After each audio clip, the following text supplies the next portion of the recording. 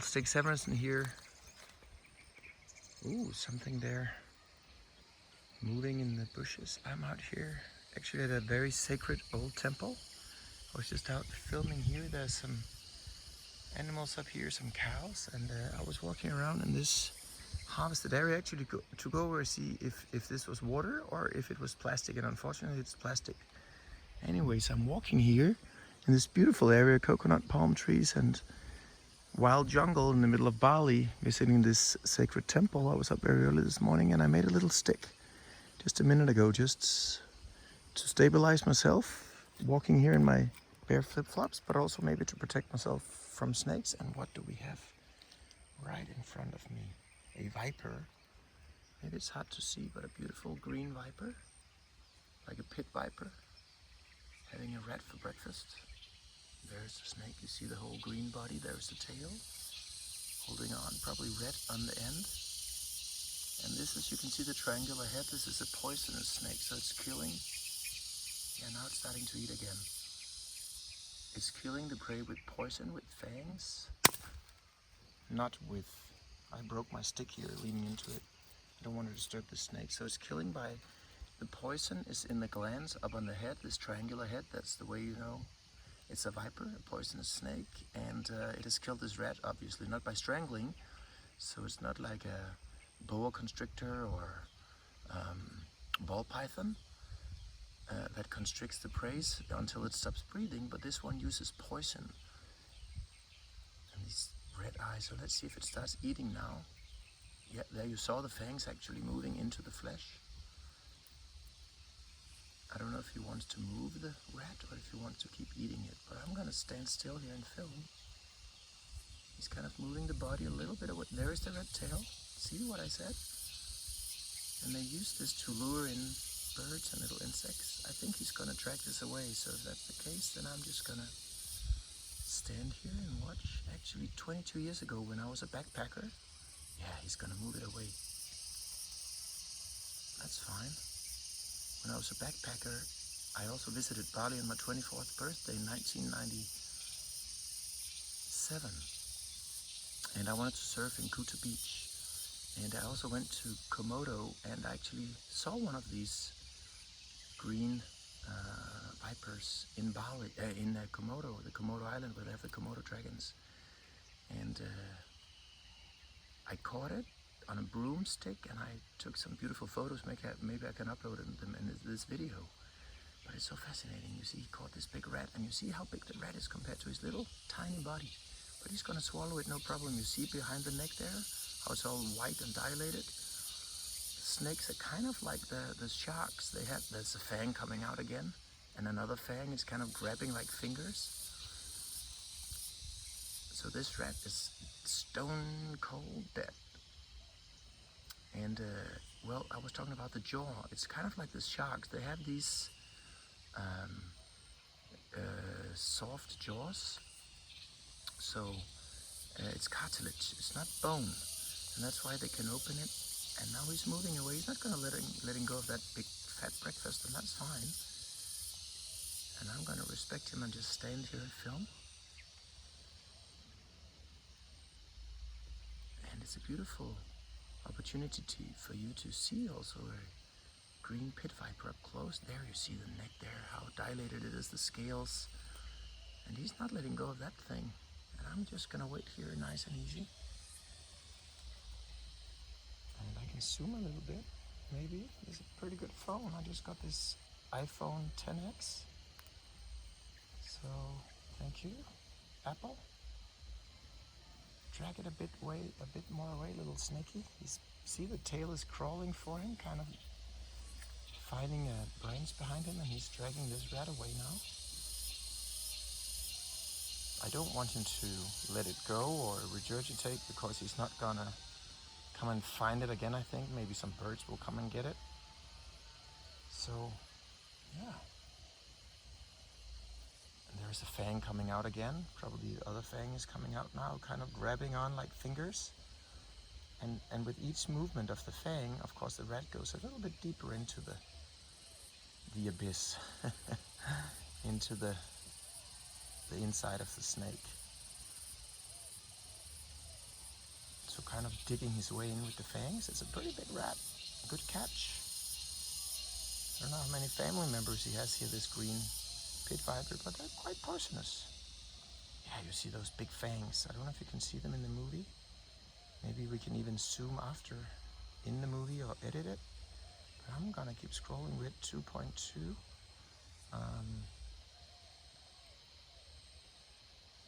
Oh my goodness, it's a good phone. 6 times, that's apparently max. I had no clue about that. Trying to hold the phone as still as possible. See those fangs moving again. But you see this triangular head? That's where the poison is, so that's how you can tell it's a viper. It's a poisonous snake. The boas, the constrictors, they catch the prey. They have an incredible tongue. They use the tongue, well, all snakes do. There's a fang. And then let's see the right one come out. If he's playing it one by one, let's see the other one on the right side. Kind of shoot, and you see how big that fang is. That's big compared to that little snake. And it's burrowed deep into the rat. Of course, he's not pumping poison anymore. He wants to save that, conserve that for the next kill. But he's using the fangs. I've never seen that actually up close like this. He's using the fangs to dig deeper into the rat. So he's a bit behind the legs now, kind of where the heart is sitting. There's the other fang. Boom. A little bit deeper it goes. And maybe we can become friends here and oh, I see it's kind of shaky. And the whole body there is grabbing onto this branch behind him. There we go with the tail, you see, dragging it away. But I'm just gonna become friends with him, and hopefully he can continue eating. Well, I was talking about the constrictors. They don't have poison, so they strangle the animals. They strangulate it, they wrap themselves around them and have these very, very strong muscles. You know, they are kind of fat, and all body is just one big muscle. And they keep, there's the fang again. Wow. And they keep constricting until the prey, you know, let's go, let's go, let's go, and can't breathe anymore. That's why it's called a constrictor. And they have no poison, but they all have this tongue that is split, and that's how they navigate, and they pick up the scent of this of the environment, the molecules of either a smell or odor or a trail, and then they play with the tongue, as you know, in and out, and on the top of the mouth they have this organ of Jacobson, actually a Danish zoologist, physiologist, and the organ of Jacobson is where they,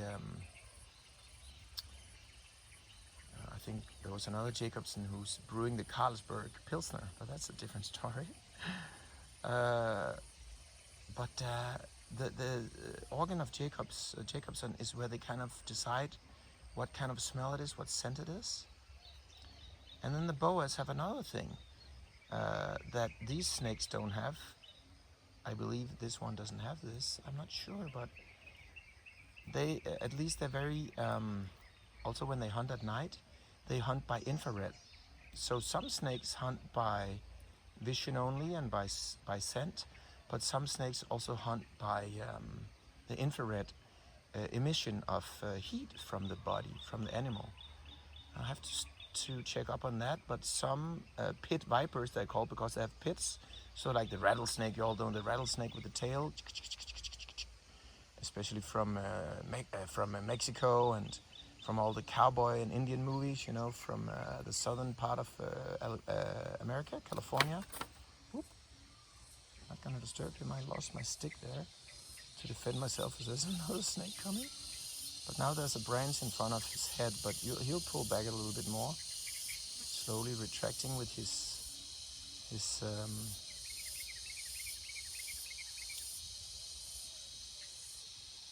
catch here, his prey. Yeah, he's tightening the body on that branch there. We can zoom out a little bit.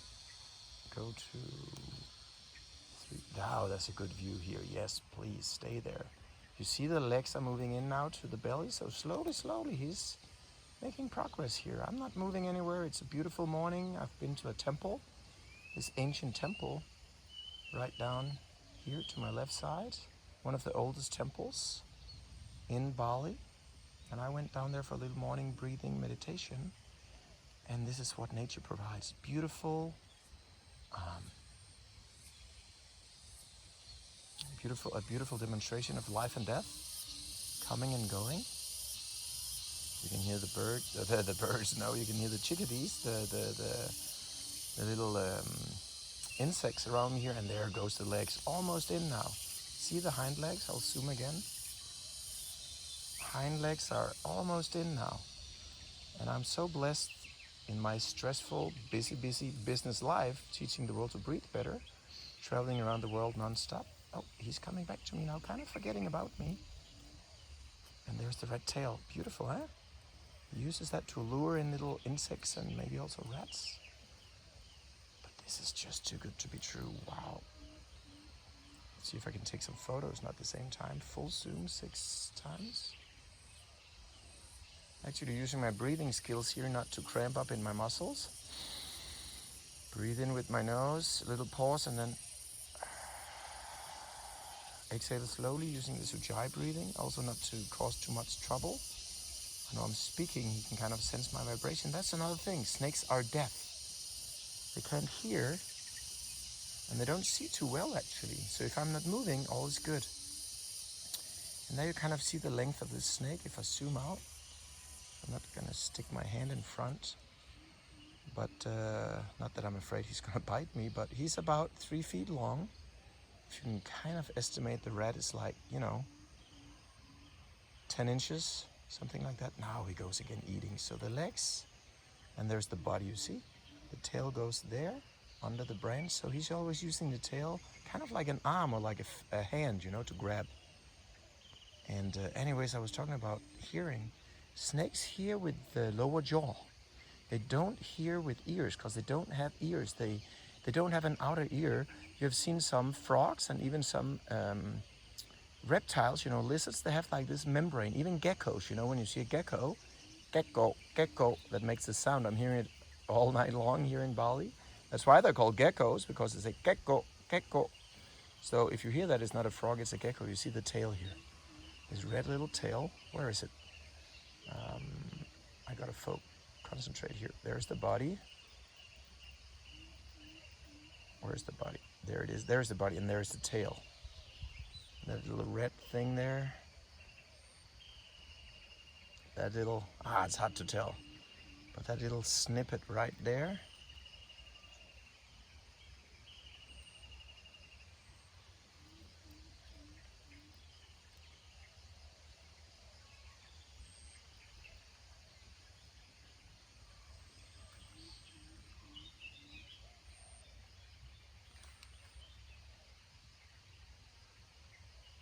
That's the tail.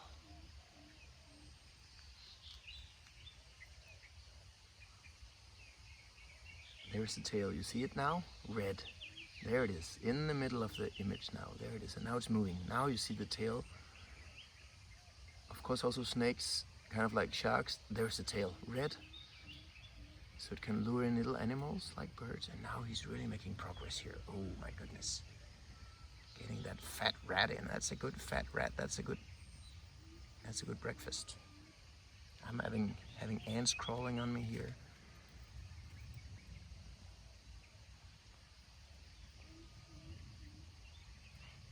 Making the zoom here on his head. And you can see the dilated scales now. He's almost white behind the head because the rat is inside now, so the scales are just yielding. So this little thin green body there is becoming fat and filled with a rat now. So he's halfway through. So I'll use 2 hands to support the camera. So I was talking about the hearing, right? You're getting this little zoology lesson here on herpetology, meaning the science of snakes. And I'm really keen on especially herpetology. Oh, there's the fang again. You see how he's kind of eating, walking his way deeper and deeper into the animals, into the animal. I'm having ants crawling on me. That's why I got a bit defocused here.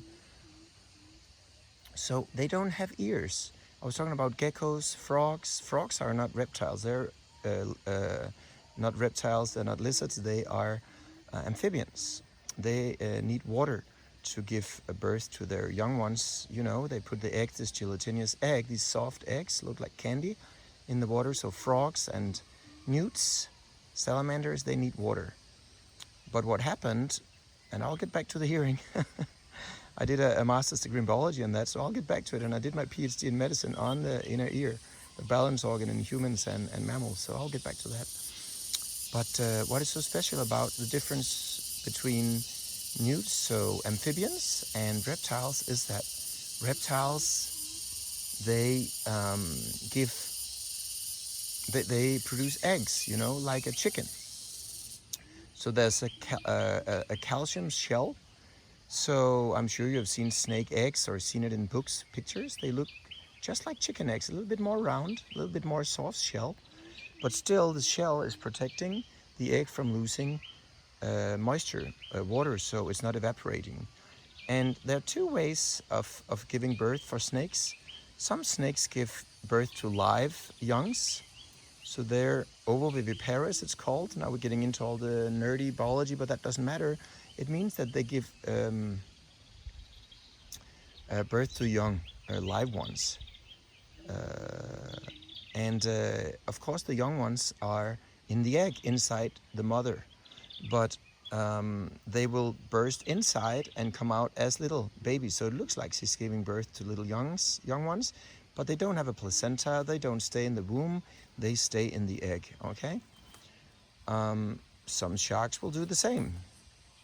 They either put the eggs outside, like some Danish sharks and the skates and the rays, and they put them on the seabed, or they carry them around. Anyways, we're getting a bit into different aspects of biology here, and with the, oh, he's getting halfway through now. So as I was saying, with the reptiles, what so made a big difference in the evolution was the fact that they could go up on dry land. And they could do that because they were not dependent on the water anymore to give birth. So they could dominate the dry land, the tierra firma, the solid ground. Look at those fangs working. Wow, it's just phenomenal. I'm just keeping on filming, and this is going straight to YouTube, to schools, to use for education, and we can probably put some subtitles, maybe in different languages, or at least captions or some of the headlines here. He's halfway through this rat here. It's not a mouse. It's a big fat rat. You can also tell it's a rat by the tail, because it's kind of striped, or you know, there's kind of these. A tail has a rat tail is kind of like rings, where a mice tail has hair. It's more how can you say soft. So this is definitely a rat. Anyways, I was just talking about this reproductive strategy. So the snakes, they put their eggs either some of the snakes will put them into the ground. So usually where the leaves are fermenting and breaking down, so there's a little bit more warmth than the surrounding environment. And that will make the eggs hatch in about a month, 30 days, just like a bird. And by the way, snakes, so reptiles and birds are almost the same animals. Some people think, and the dinosaurs are kind of the same. So some people believe that the scales turned into feathers, and there's this missing link, the Archaeopteryx lithographica from Germany, from Sollenhofen, from the deposits there. I believe it was 1861, 1865 maybe, but don't kill me if I'm wrong, but around that time they found this missing link in Sollenhofen in Germany, where they found this kind of bird-like reptile that had fangs. Not fangs, that's not true, it had teeth. So it had a beak and teeth, and scales developed into feathers. So it's believed that that was the first missing link between the reptiles and the birds, so showing that the scales were developing into feathers. And there's actually a bird now called the hoatzin bird in the South American rainforest, and it also jumps around on the branches. It doesn't fly too well, but it can kind of soar from branch to branch. And the hoatzin bird, it's kind of like an ancestor of the Arcteryps or Arcteryps. I'm kind of in an uncomfortable position here, not because the snake is close, but because There's a branch, there's a cross there, so the snake is of course hiding. So either I have to step forward a little bit, which I can,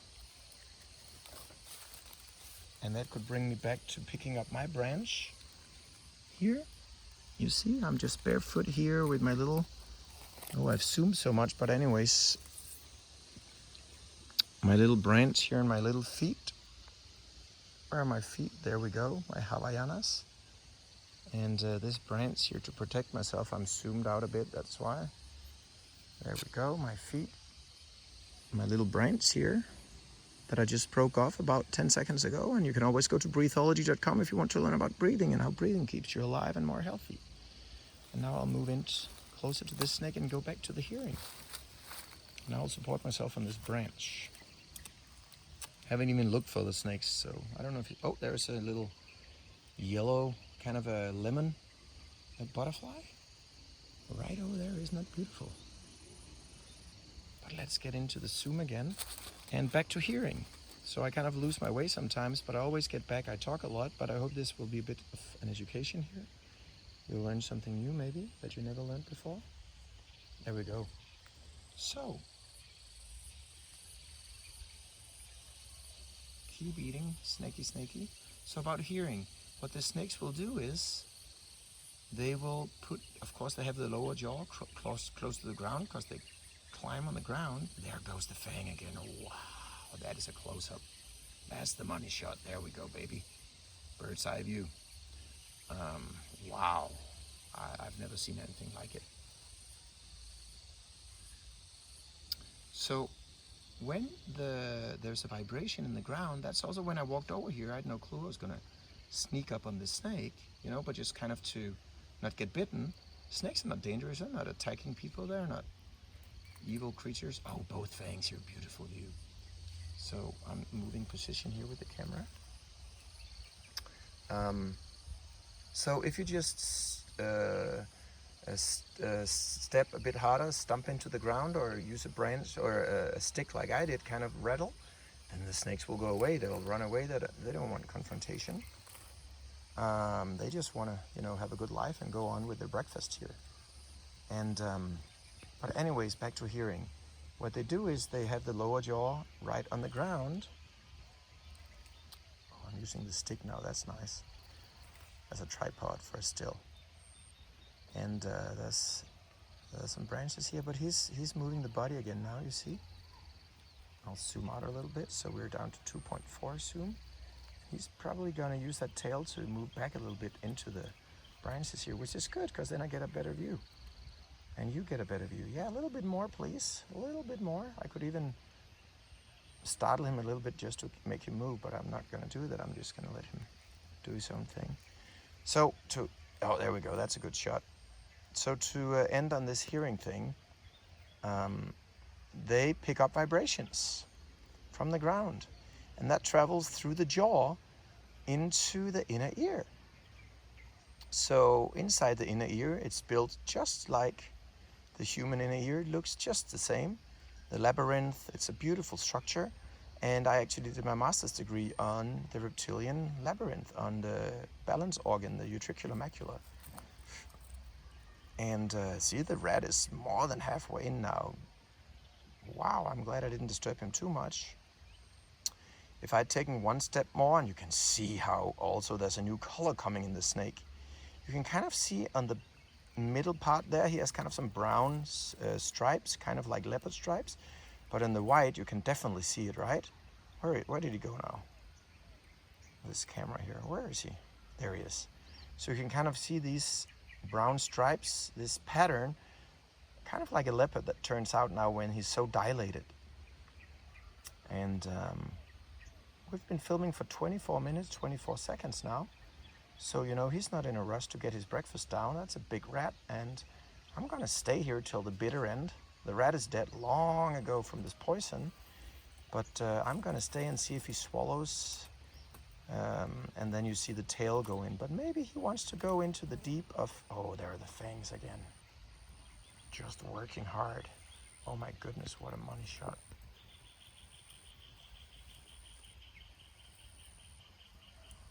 This is incredible, even for an old fart like me, an old biologist here that thought I'd seen it all. Well, I know I haven't, because nature is just one gift that keeps giving, just keeps amazing you, astounding you. Oh, the tail is working. Look at that, if I can find it. Look at that tail working. Ah, he stopped. Oh no, he's letting go. What's happening? Where is he?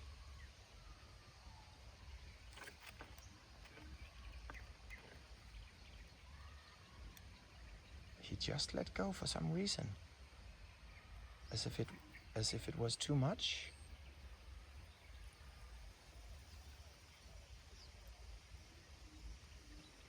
Maybe too big for his size. He's moving on now.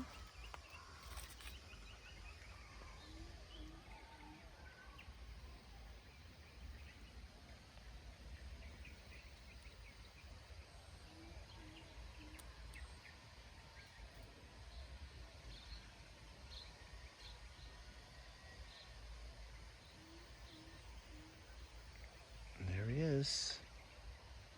Moving on. I'm pretty sure I didn't disturb him. He must have been chewing in more than he could swallow, so to speak. He's moving along over there. I can still see his head.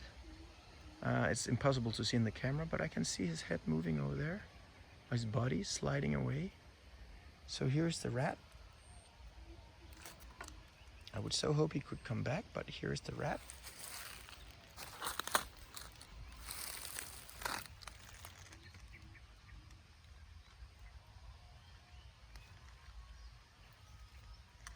And we can try to fish it out now that I have my little stick here. We'll fish out this rat for you.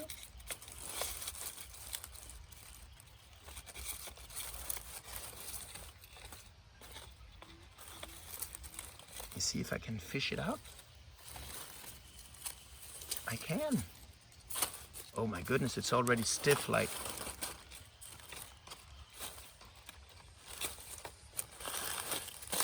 See if I can get this rat out here. I'm working with the camera and a stick at the same time, not easy. I can just grab him, of course. And you will see if he's dangling here from my... Oh, I'm zoomed. Hold on, sorry about that. It's kind of hard when you zoom too much. Anyways, now we're back to business, back to normal.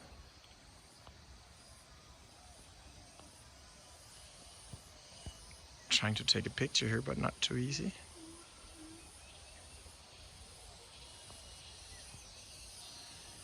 Anyways, there's the rat. Let's hope somebody else can get it. Snake is gone.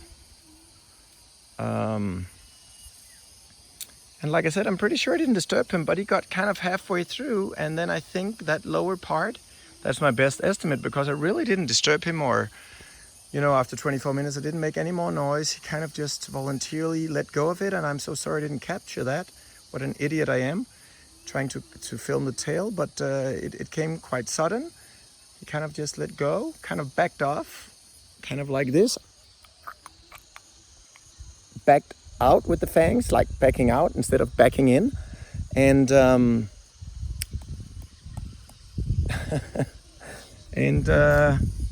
was it. So let's put it here.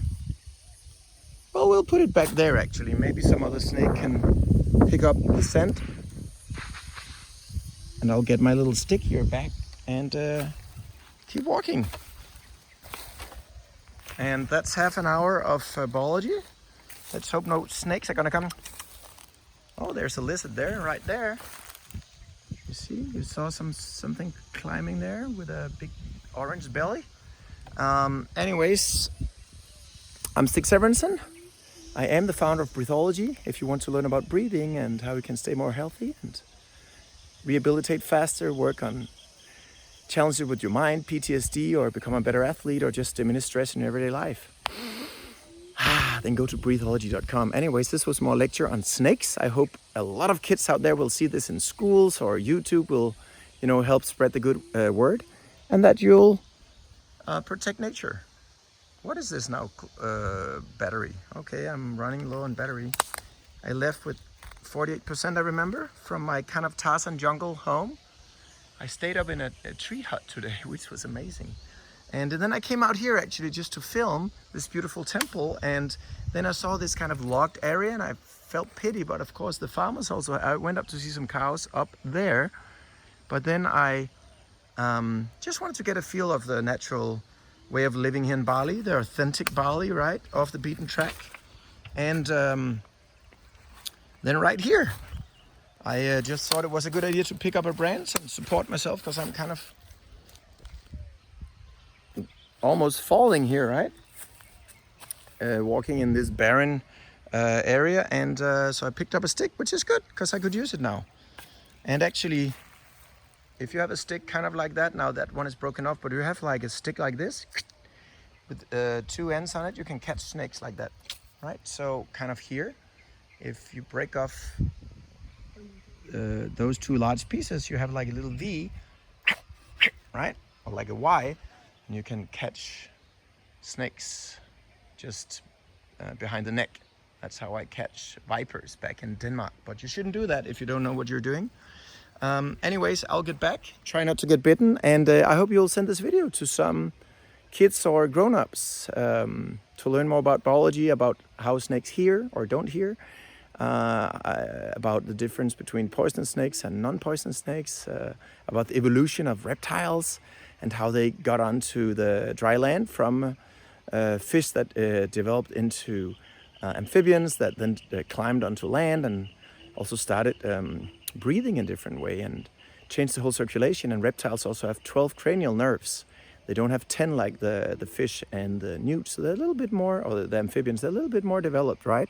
They have keen eyes and they kind of move the head. That's another thing. Fish and frogs or amphibians, right? They don't move the head. They just kind of eat the fly in front of them, right?